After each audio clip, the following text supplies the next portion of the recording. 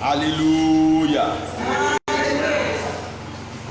I want to appreciate God for the life of every one of us and those that connect with me online now.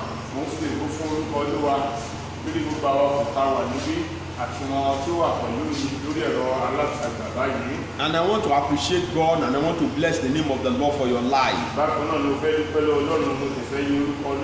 who have been supporting me one way or the other are supporting this ministry. God will continue to bless you in Jesus' name. Amen. My name still remains Pastor Iyo Adebayo from Sanctuary of His Grace Bible Church International.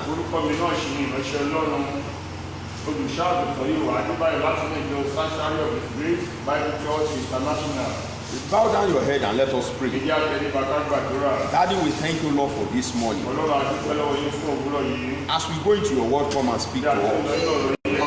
Thank you, Father, for hearing us. In Jesus' mighty name we pray. Mark chapter 4, verse 35 to 39. Mark chapter 4, verse 35 to 39.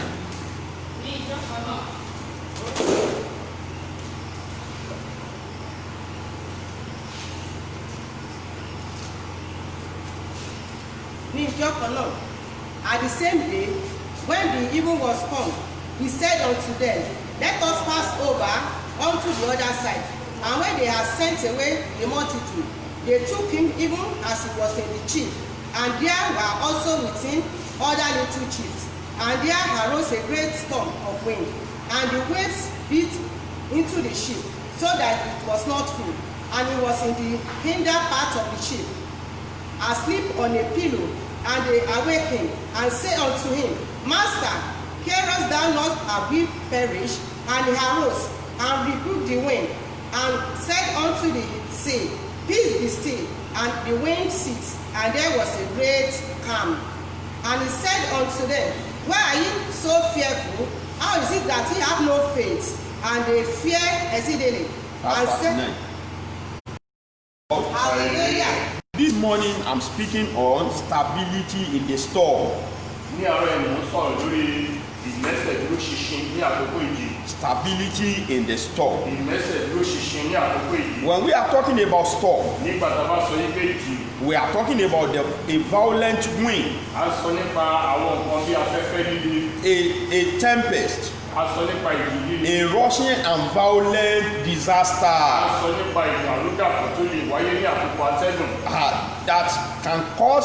that can change someone's plan, that can change somebody's direction, that can change somebody's movement.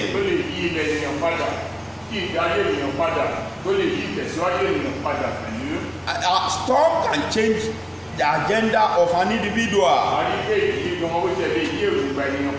And when we are talking about storm, it can come in form of trial. It can come in form of persecution. It can come in form of discrimination. It can come in form of opposition. It can come in form of prayer. It can come in form of facing some difficulties and challenges in marriage or in business. And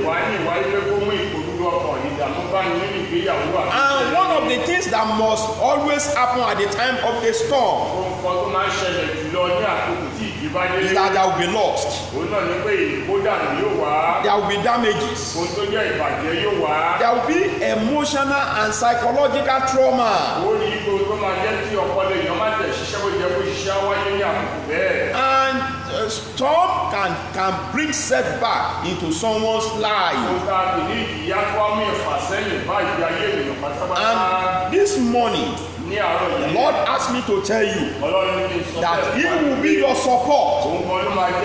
He will be a shelter for ó you sì máa jẹ́ ibi ààbò fún ọkọ̀ in the time of storm. ní àkókò tí ìjì And that is bá what dé. Isaiah chapter 4 verse 6 is Ohun saying. tí ìwé Àìsáyà oríkẹrẹ ẹsẹ̀ kẹfà That there will be a shelter wípé ibi ààbò kan in yóò wà the time of ní storm. àkókò tí ìjì tó bá dé. This morning, Ní àárọ̀ yìí before I round up this message, kí n tó mú ọ̀rọ̀ Ọlọ́run yìí wá sí we will look at it under two a subheadings. ó wò ó lábẹ́ ìsọ̀rí ohun méjì. Number one, Àkọ́kọ́ rèé causes of storm.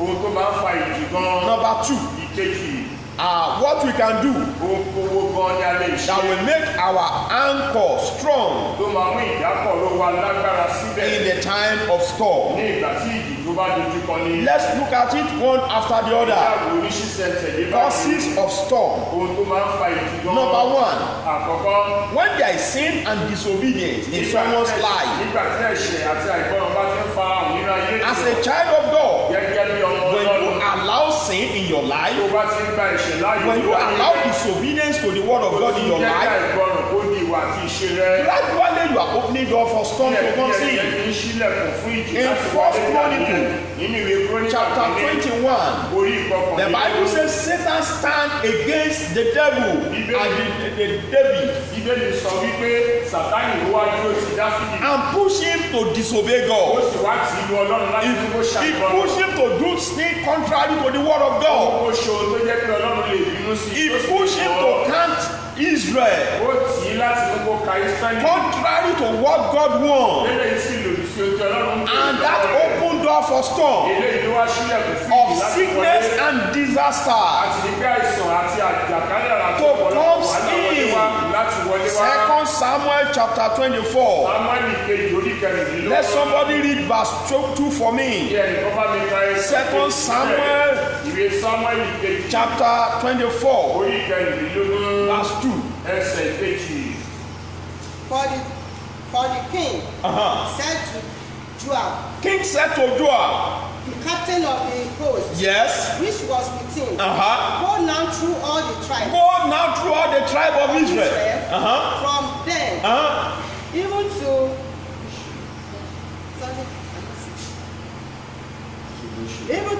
Isheba, and number you the people, that I may know the number of the people.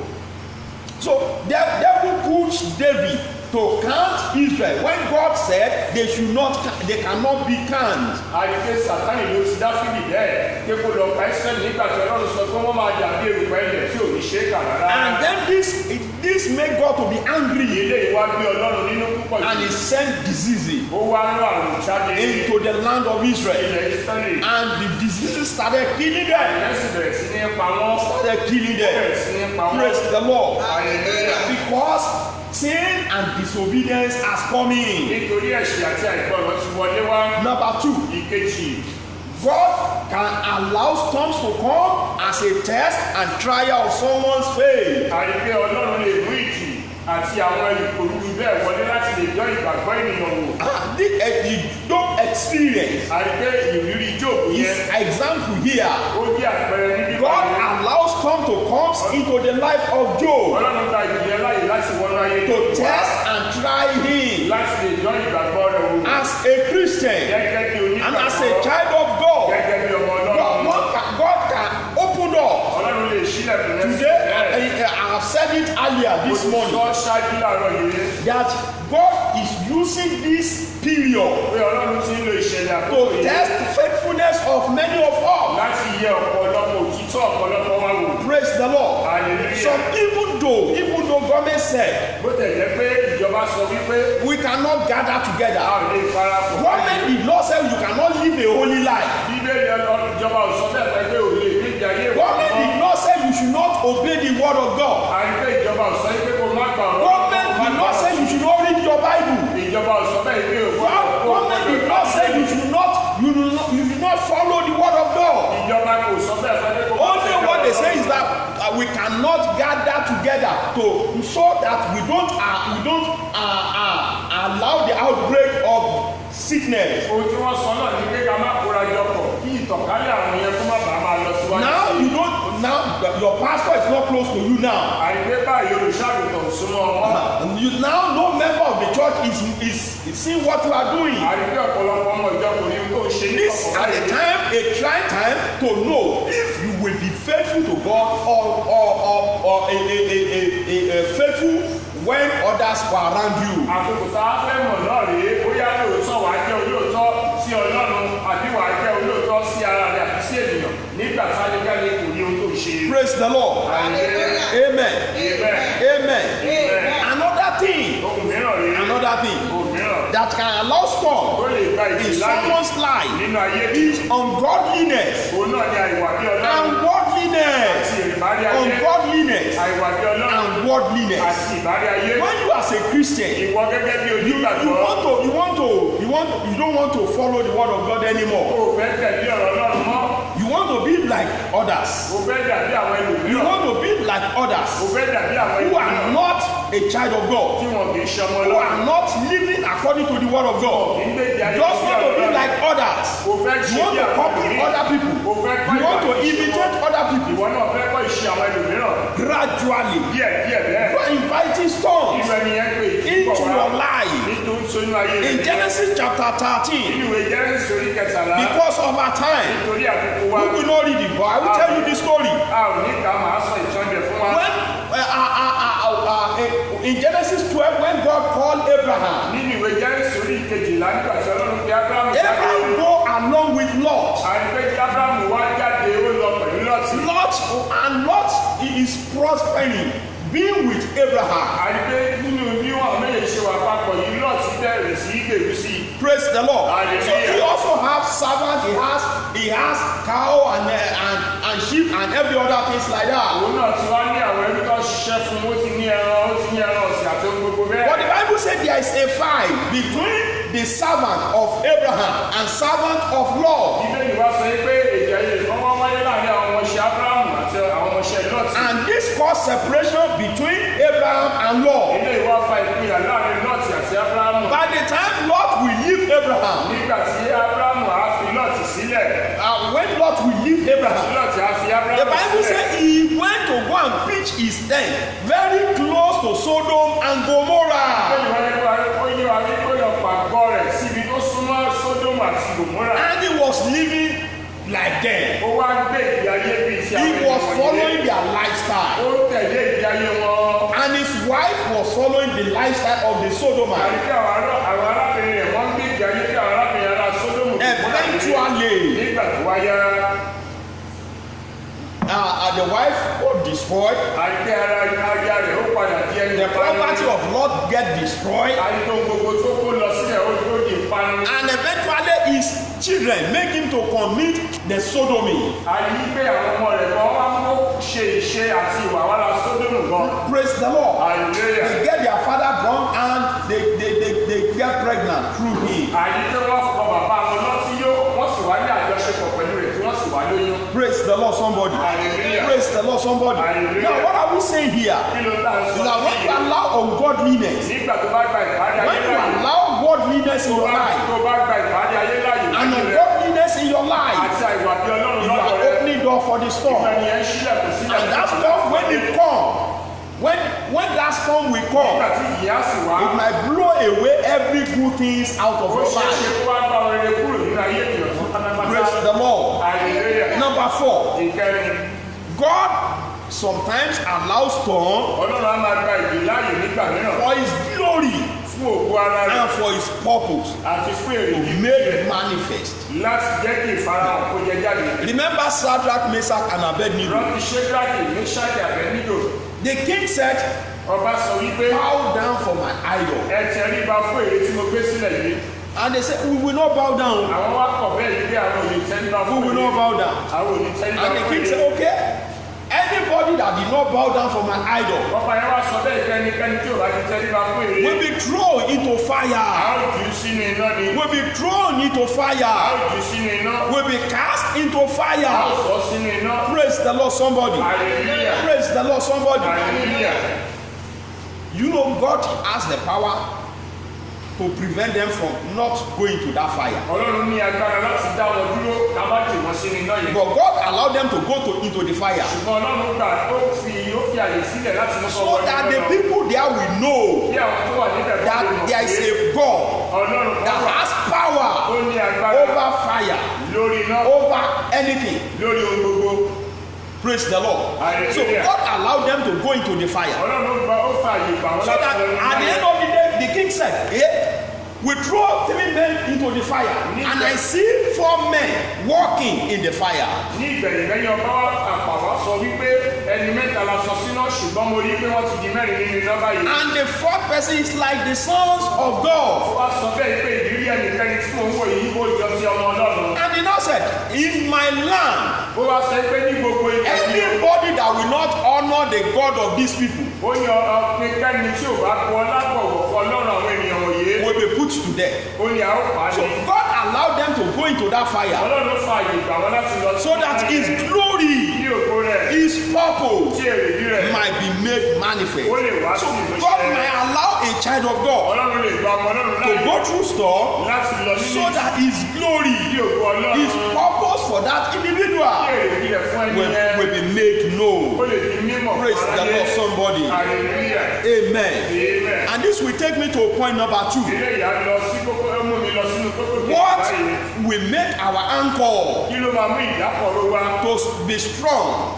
tó máa jẹ́ kó lágbára and stand firm tó sì máa dúró tiri in sílẹ̀ the midst of the storm? ní àkókò tí ìjì So bá wà. we have seen it Àti that ìbáyìí as a child of God, gẹ́gẹ́ bí ọmọ Ọlọ́run we will face storm. a ó kọjú But what are those things kí ni àwọn nǹkan that yẹn will make our tó anchor máa mú ìdákọ̀ró wá strong, lágbára sí i stand firm tó sì máa mú kó dúró déédéé in the storm? nínú ìjì yẹn. Number 1, Àkọ́kọ́ rèé God presence. ìwà láyé Ọlọ́run. God presence. Ìwà láyé Ọlọ́run Very, very important. ó ṣe pàtàkì If you, púpọ̀. when we are talking about the presence of God, Bàbá ń sọ nípa ìwà láyé Ọlọ́run. at that time God is abiding with you. Nígbà yẹn Ọlọ́run ń gbé pẹ̀lú And when rẹ̀. God is abiding with you, Nígbà tí Ọlọ́run bá sì ń gbé pẹ̀lú no ènìyàn, power, kò sí agbára no kan, forces, kò sí ipá no kan, storm kò sí will be ìdúró. able to overcome Ó you. lè borí irú ẹni náà. Isaiah chapter 43, Àìsáyà orí kẹtàléní verse ogójì. 2.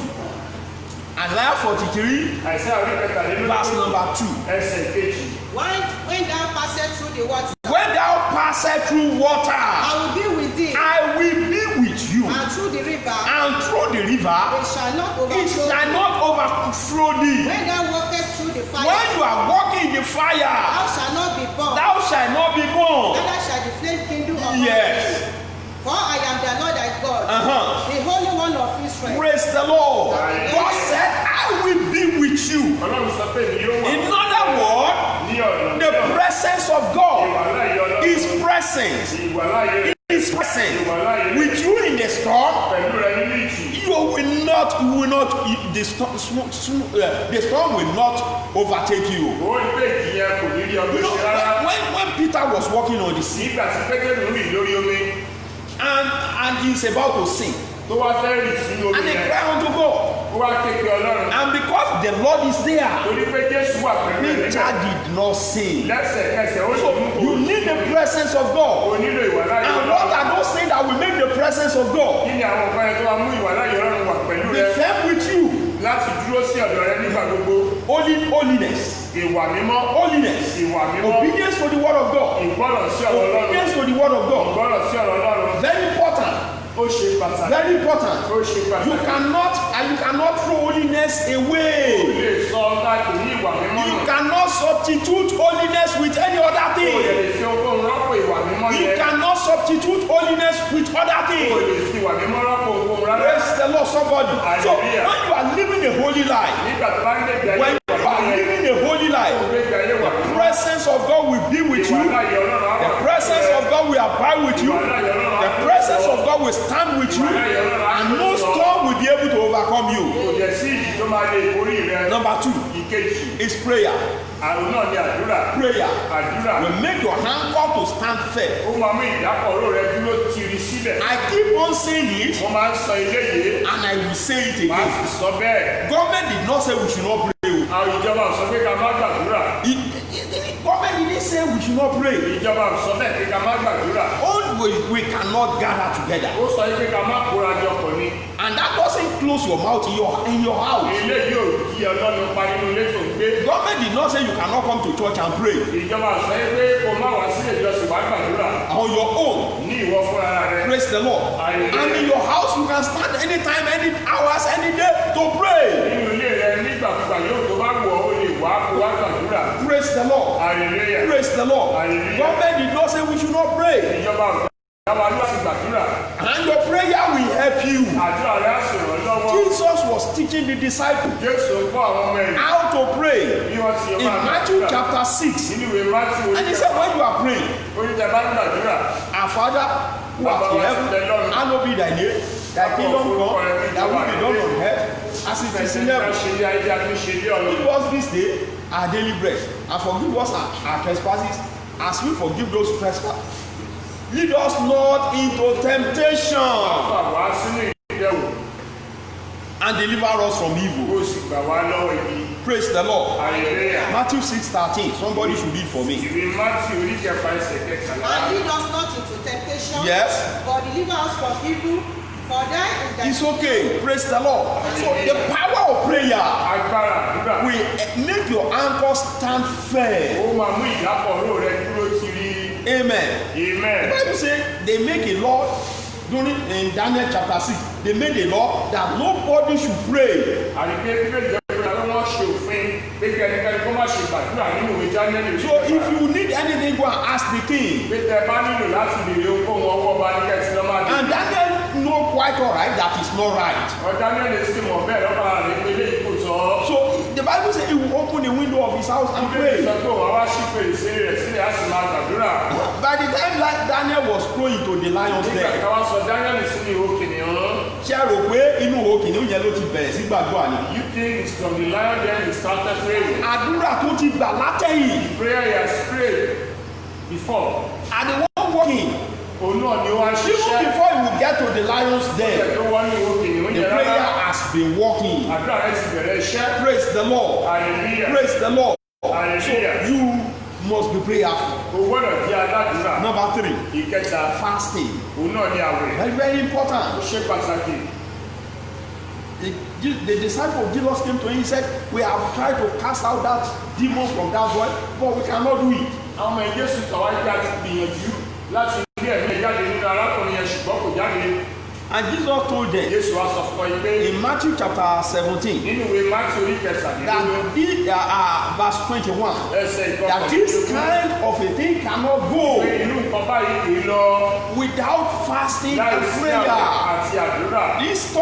Some storm are being sponsored by the devil, Àyíká àwọn ìjùkọ Sàtánì ló máa ń ṣe agbátẹrù are rẹ̀. being sponsored by demons, Àti àwọn ẹ̀mí òkú ló ń ṣe are being agbátẹrù. sponsored by the principality in your father's house. Àyíká àwọn ìpapọ̀ láti lé bàbá rẹ̀ ló máa ṣe agbátẹrù. And so to silence just storm láti lè dá ìdíyẹn is dúró. not with ordinary Kì mouth, í ṣe pẹ̀lú ẹnu lásán. with fasting, Pẹ̀lú àwẹ̀ ni. with fasting, Pẹ̀lú àwẹ̀ ni. with fasting. Pẹ̀lú àwẹ̀ ni. Praise the Lord, somebody. Hallelujah. Praise the Lord, somebody. Hallelujah. To be victorious Láti fi over aṣọ churches storm. lórí irú ìjì bẹ́ẹ̀. It is prayer. Òun náà ni I àdúrà. remember some years back, Mo rántí ọdún kan sẹ́yìn.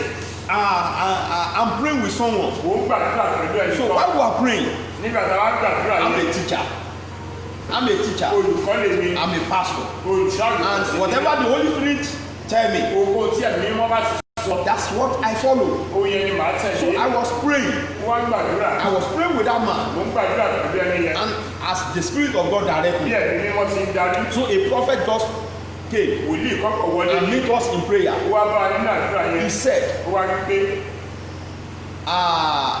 Pastor, ó ní olùṣọ́àgùntàn. while I was coming in, Bí mo ti ń wọlé bọ̀. I saw a woman standing by this man Ó ní mo rí pé arábìnrin kan dúró sí ìránṣẹ́kùnrin yìí. and wear a white garment Ó sì wọ aṣọ funfun.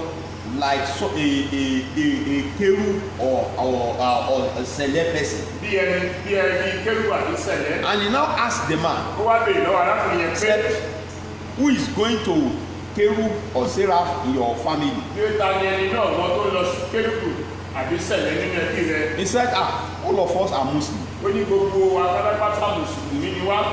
Said, but you have an encounter with a woman.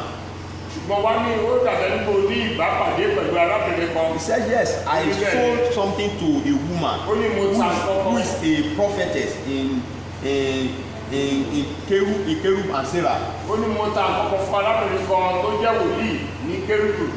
And he said we had an agreement ó ní adùn ní àdéhùn that he will pay. pé a He sọ will pé pay after a month. wípé lẹ́yìn oṣù kan a sanwó nǹkan tí mo tà fún He yẹn. said, but the woman refused to pay after 3-4 months. ó ní ṣùgbọ́n arábìnrin yẹn kọ̀ láti sanwó yẹn lẹ́nu bí oṣù mẹ́ta mẹ́rin. He said, and not even try to say anything about ó ní it. kò tiẹ̀ wá gbìyànjú láti làkàtà. So he said, I then go back and collect that things from ó ní him. mo lè padà lọ gba nǹkan yẹn lọ́wọ́ ẹ̀. Despite the fact that he had used it. ó ní ó ti lo nǹkan yẹn. He said, that woman said, ó ní arábìnrin yẹn wá sọ I pé will show you. màá dẹ̀ fi hàn ọ́. He said, and that's all I know. ó ní gbogbo tí mo mọ̀ nìyẹn. The prophet now said, I see this woman hold a bunch of candle inside water, and the candle did not off.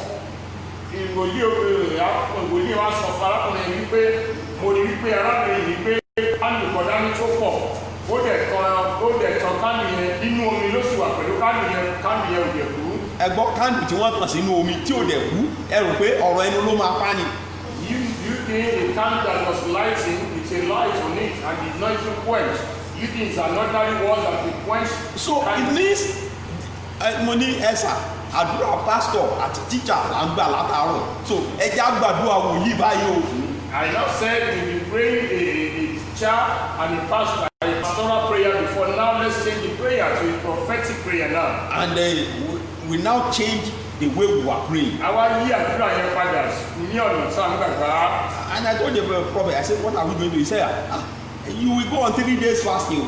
Mo á sọ pé lọ́wọ́ wòlíì yẹn pé kí ló tá máa ṣe báyìí ó ní àwẹ̀ ọjọ́ mẹ́ta ni. And this word will begin to pray.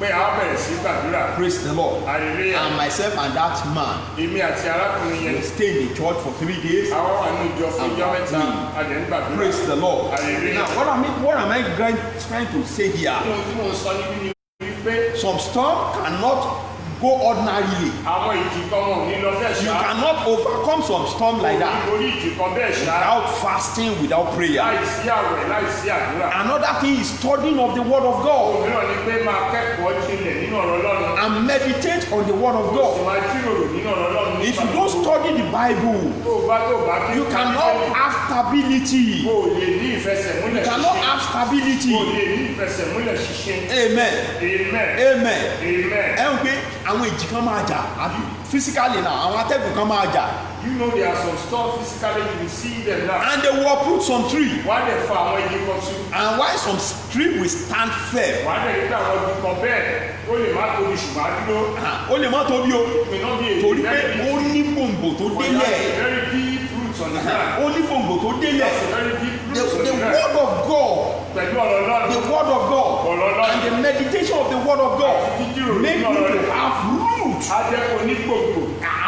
You be rooted Wàá rí pé wàá ní and no storm will be able to pull wàá you. ní seed tó máa lè fi ọ́ ṣubú. Praise the Lord. Hallelujah. Praise the Lord. Hallelujah.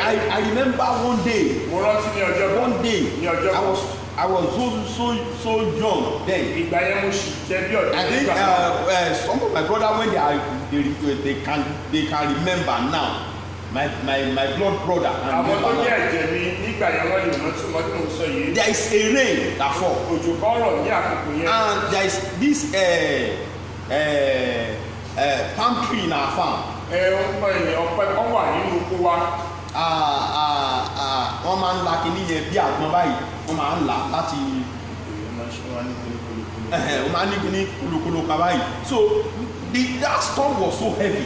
Ìjì yẹn lágbára púpọ̀ púpọ̀. And so on getting to farm in the morning, Bí àwa ti wá jókòó láàárọ̀. we discovered that storm has carried out this tree. He has break it and carry half of it away. àti wá rí pé iṣẹ́ igi yẹn ó ti gbé ìdájí rẹ̀ lọ pẹ̀lú. And there are some small trees, àwọn igi kéékèèké kan dẹ̀ wá wà láyìíká. and that nothing touched them. tí ó ń kó wọn dẹ̀ fọwọ́ kàn wọ́n. You need stability in the word of God. onílò ìfẹsẹ̀múlẹ̀ ṣinṣin nínú ọ̀rọ̀ náà. If not, tí ò bá jẹ́ bẹ́ẹ̀. wind will be blowing you like this, ìjì á máa gbẹ́ni ẹ̀ sọ́ọ̀tì. blowing you like this, á máa gba carry sókè. you up, á máa gba lọ sókè. you down. á máa gba lọ sílẹ̀. Praise the Lord. Hallelujah. Another thing ohun mìíràn rí. is the fellowship of the brethren. ìpéjọpọ̀ àwọn ará. And that is why we need to prayer now. ìdí nìyẹn tá a nílò àdúrà báyìí. We need prayer now. nílò àdúrà báyìí. No one is a lone ranger. kò sí ẹnìkan tó gbọ́dọ̀ dádúró. Àdáwà ni mo wà. kò sí ìjà dádúró. The Bible says two is better than one. ìbéèrè sọ wípé ẹni méjì sọ ju ẹnìkan. Because when one fall, the other will lift him up. èkejì á gbé dìde. That's Ecclesiastes chapter 4 verse 9 to 13. ìwé oníwàásù orí kẹrin ẹsẹ̀ kẹsàn-án sí kẹtàlá. When one fall, another one will lift him up. àtẹnìkan bá ṣubú ẹnìkan He said, but woe unto him that is alone. ó ní èdè ní fún ẹni tó dá nìkan wà. No, when you are alone, you cannot help yourself. ìgbà tó bá dá nìkan wà ó lè rán ara The rẹ̀ lọ́wọ́. fellowship of brethren will help you. ìpéjọpọ̀ pẹ̀lú àwọn ará máa ràn wọ́n. Iron sharpened iron. ìrìn ló máa ń pọ́n irin. I remember one day, mo rántí pé ní ọjọ́ just like the rain that fell yesterday, irú òjò tó rọ̀ lánàá. meet us in the ó farm. wá bá wa nínú oko. Meet us in the farm. And myself, my brother, àti àwọn arákùnrin mi. my brother. àti ẹni tó jẹ́ àbúrò mi. Ẹ̀gbọ́n mi. His whole name is Banjo. orúkọ wọn ni Bánjọ. He will remember now as I'm saying it. Praise the Lord. Hallelujah. Who are coming? àwa ń bọ̀. Myself and him. We are èmi coming àti from àjọ farm. ń bọ̀ láti kú. So I carry vegetable. mo wá gbé ẹ̀fọ́ dání. Praise the Lord. Hallelujah. And I fall inside Agbara. mo wá ṣubú sínú ọ̀gbàrá. And I don't want the vegetable to go. èèyàn lẹ́tí ẹ̀fọ́ tí mo ti ń gbé. And my brother was pulling me. arákùnrin mi ń fà mí.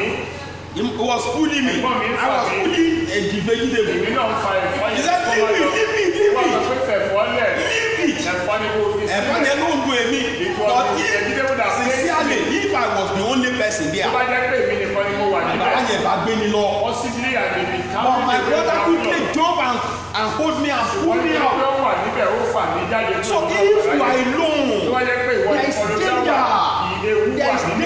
ewu wà nínú There is ẹ̀. danger. ewu wà nínú ẹ̀. Praise the Lord. So Hallelujah. fellowship of the brethren ìpéjọpọ̀ pẹ̀lú help àwọn us ará. to develop, help us to grow. And that is why we must all cry unto God in time like this to put an end to this pandemic so that we can fellowship together. Praise the Lord. Another thing is your faith in the Lord. Is your faith in the Lord will help you to be stable, will make your anchor strong in the Lord. Orin wa yẹn sọ pé ìgbàgbọ́ mi dúró lórí ẹ̀jẹ̀ àtòdodo Jésù n kò jẹ́ gbẹ́kẹ̀ lórúkọ lẹ́yìn orúkọ ńlá Jésù mo dúró lé Kristi àpáta ilé mìíràn ilé oníní ilé mìíràn. So if your faith in the Lord, ìgbàgbọ́ rẹ nínú Ọlọ́run very very important. ṣe pàtàkì púpọ̀. Your faith must not be in the pastor now, ìgbàgbọ́ rẹ kúmọ̀ sínú olùṣàkóso báyìí. not in the pastor, not in any other thing, ṣe nínú ohun. but in God, ṣùgbọ́n nínú Ọlọ́run in nìkan God ṣoṣo. nínú alone, Ọlọ́run nìkan ṣoṣo. in God nínú alone. Ọlọ́run nìkan ṣoṣo. Those three Hebrew, they told the king, àwọn ẹgbẹ̀rún mẹ́ta yẹn sọ fún ọba yẹn. we will not bow down for your a ò idol, tẹ̀ ní tẹ́lifà fóònù. and our God is able to deliver us from the fire. Ọlọ́run wa kó lè gbà. They have never seen anybody. tí ì rí ẹni They kẹ́lẹ́. have never. Shadrach, Meshach, and Abednego àwọn ẹni have never. They have not seen anybody go to fire and come back. tí wọ́n sọ sínú iná tẹ́lẹ̀ yẹn jáde rí. And they have never seen. Wọ́n ti They have never read it in the wọ́n scripture. ọ̀dẹ̀ tí ìka nínú That someone go to the fire and come out. wọ́n wọnú iná dẹ̀ jáde. And but they have that belief báwọn ní ìgbà that their God will deliver them. So whatever you are facing, your faith must be in the Lord. And that faith in the Lord will deliver you from every storm. From every storm. Bow down your head wherever you are. Say, God, Ọlọ́run. let my anchor hold fast unto you. Jẹ́ kí ìjì rẹ jẹ́ kí ìdákọ̀rẹ́ rẹ kó dì mí mú ṣinṣin. Let my anchor hold fast. Jẹ́ kí ìdákọ̀rẹ́ mi kó dì ọmú Hold ṣinṣin. fast with you. Kó dì ọmú ṣinṣin. Bow down your head and pray. Whatever any storm Ìjì-kíjì that rise tó bá dìde against me sí mi. must not overcome me. Gbọ́dọ̀ forí mi. Must not overcome me. Gbọ́dọ̀ forí mi. Lord, uphold me. Ọlọ́run dì mí mú. Uphold me. Olúwa dì mí mú. Uphold me. Olúwa dì mí mú. Uphold me. Uphold me. Uphold me. Uphold me. Uphold me. Olúwa dì mí mú. In Jesus' mighty name we pray. Amen. Lord, we thank you for your word. We bless your name because you are great God. Be thou exalted in the name of Jesus Christ. Amen. Everyone under the sound of my voice this morning, I pray for you. I pray that the power of the Lord will uphold you in the storm. In the name of Jesus Christ. Amen. Your anchor will hold fast unto the Lord. Amen. Your anchor will hold fast. And your anchor will not shift away in time like this in the name of Jesus Christ. Amen. The storm ravaging the world will not overcome you. Will not overcome your family. Amen. Thank you, Father, for hearing us. you, Lord. In Jesus' mighty name we pray. Amen. Amen. Amen. Once again, Lẹ́ẹ̀kan sí i, I want to pray for all fathers out there. mo fẹ́ gbàdúrà fún gbogbo àwọn bàbá níbẹ̀ yẹn. All fathers, wherever you are listening to Gbogbo me, àwọn bàbá níbi ibi tẹ́ bá ti ń tẹ́tí. firstly, I want to greet you. Mo kí lákòókò mo fẹ́ kí wa. Happy Father's Day. Yàtí àkúrò àyájọ́ ọjọ́ àwọn bàbá. As Lord live and His Spirit Ilé liveth. wa ti ń bẹ tẹ́mi rẹ̀ wà láyé. More Father's Day, we will celebrate it in Jesus' name. Ọ̀pọ̀lọpọ̀ ọjọ́ bàbá báyìí. All fathers, wherever you are, please lay your right hand upon your Gbogbo head. àwọn bàbá níbi ibi tá a bá wà All jáde wá fathers, lórí wa. lay your right hand Gbogbo upon àwọn your head. bàbá níbi tá a bá jáde I wá lórí prophesy wa. into your life that your labor will not be in vain in the name of Jesus Christ. Amen. Your labor over your children, your labor over your family, your labor over your family will not be in vain in the name of Jesus Christ. All fathers, Gbogbo àwọn bàbá. wherever you are listening to me, wherever you are, what you have labored for over your family, over your children will not be in vain. You will eat the fruit of your labor. I say you will eat the fruit of your labor. You will eat the fruit of your labor in the name of Jesus. Your children will not be a thorn in your flesh. I said your children will not be a thorn in your flesh. Your children will not be a thorn in your flesh. In the name of Jesus. And I pray for every family who have lost maybe the father. I pray that vacuum, the Lord will fill it. I said the Lord will fill it. And I pray for every father that are not responsible father, that God will change them. God will turn them around. And they will live up to their responsibility. In the name of Jesus. Every father that the pandemic that have made them to lose the source of their income. And they now find it difficult to meet the challenges of this time. I pray God will open heaven for your sake. Open a new treasure for you. So shall it be in the name of Jesus Christ. You fathers listening to me, in the remaining part of this year, you will not bury your wife, you will not bury your children. In the name of Jesus Christ. Thank you, Father. Glory be to the name of the Lord. In Jesus' mighty name we pray. Amen. Happy Sunday to every one of us. By the grace of God, on Tuesday, at hours of grace, I'll be ministering by 5 o'clock via through this platform. So The Lord will bless you mightily in Jesus' Ọlọ́run á name. sì bùkún fún ọ And for those of us who are on WhatsApp, fún àwọn àtàwà lórí WhatsApp only on WhatsApp, tó wà lórí WhatsApp nìkan only on WhatsApp. lórí WhatsApp nìkan Starting from tomorrow morning, láti àárọ̀ ọ̀la lọ. God commanded me to have a 7 days prayer. Ọlọ́run ní ó pa aláṣẹ fún mi kí n ní àdúrà ọjọ́ méje. And so every one of us, Gbogbo atátátáta by 6 o'clock in the ní morning, agogo mẹ́fà láàárọ̀ I'll be ministering máa máa ṣiṣẹ́ ìránṣẹ́ through WhatsApp. lórí WhatsApp And I nìkan. pray Mo sì gbàdúrà that God will open heaven for you. Ọlọ́run á ṣí ọ̀run And fún those ọ. prayers we will pray together. Àwọn àdúrà táwọn gbàgbà pọ̀ The yẹn Lord will answer us Ọlọ́run á sì bọ́ in the name of ní Jesus. orúkọ Jésù. God bless you. Ọlọ́run kó God bùkún bless fún your ọ. family. Ó sì bùkún ìdílé rẹ. And when this storm is over, Nígbà tí ìjì yìí bá lọ tán, you will not be missing. ó ní bí ẹni àwọn I say you will not be missing. ó ní bí ẹni Your àwọn husband will not miss. ayé àwọn Your children will not miss. àwọn ọmọ rẹ In the name of ní Jesus. orúkọ God Jésù. bless you. Ọlọ́run kó bùkún fún God ọ. bless you. Ọlọ́run